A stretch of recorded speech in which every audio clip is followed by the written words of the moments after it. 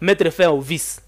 Si ces trois éléments-là sont réunis, on parvient à les combattre dans notre pays, c'est alors qu'on pourra penser les infrastructures, c'est alors qu'on pourra penser le développement et consorts. Parce que sans, avec la famine, on ne peut pas construire le pays.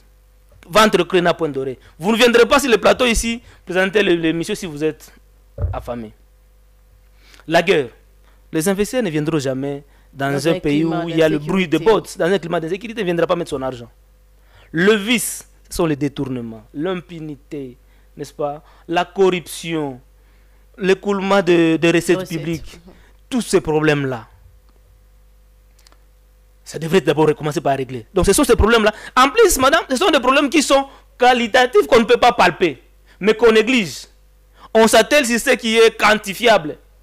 Or, à un moment donné, j'avais lu le rapport de PNID qui disait que les valeurs qualitatives sont plus pondérantes dans le développement d'un pays que les valeurs quantitatives. Pourquoi? Parce qu'on peut bien vouloir construire des routes. Il y a des projets que le gouvernement a lancés là pour la construction des routes, des écoles et consorts. Projet Tilé-Gelou. Projet Tilé-Gelou, tout ça. L'argent est déboursé, mais sur le terrain, rien n'est fait. Détourné. Vous voyez qu'il y a la volonté. Mais ce qui est qualitatif là n'est pas au rendez-vous. Le civisme. C'est ça le problème. Le vice-premier ministre, ministre de l'Intérieur, Jacquemain Chabani, venait de lancer une campagne respectant les règles et devoirs ou les lois de la République. C'est pour restaurer l'autorité de l'État. C'est aussi encourageant pour mettre fin à ces vices dont a décrié Denis Mukwege. Quand le ministre de l'Intérieur, que je respecte, M. Jacquemain Chabani, lance cette campagne-là, il adresse à qui? À la population congolaise. Bon, j'estime que ça, c'est un problème.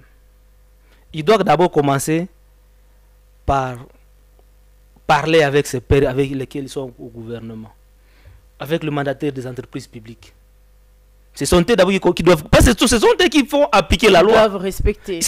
Ils doivent d'abord commencer par être des modèles. Mais je me disais, est-ce qu'il faudra une campagne pour sensibiliser la population au respect de lois, au respect de règles? Parce qu'il y a déjà de lois existent. Les lois, elles existent, les règles, elles existent, mais seulement il faudra maintenant que l'État soit fort, que l'État commence à sanctionner. Quand il y aura la sanction, c'est alors que la population sera contrainte, parce que la loi, elle est contraignante. Mais quand on lance une campagne, je me dis... Madame, il y a une structure qui a été créée au niveau de la présidence de changement de mentalité, je ne sais pas. Quel est son bilan? Qui en parle aujourd'hui? Qu'est-ce que cette structure-là a rapporté dans le changement de mentalité? Je dis, quand la tête est pourrie, quand la tête ne fonctionne pas bien, le reste du corps ne va pas donner des résultats qu'on entendait. Cette campagne-là doit d'abord commencer avec le membre du gouvernement, avec le chef d'entreprise publique de l'État, ceux qui ont la décision, le mandataire, le magistrat et consorts. Ce sont eux qui doivent d'abord...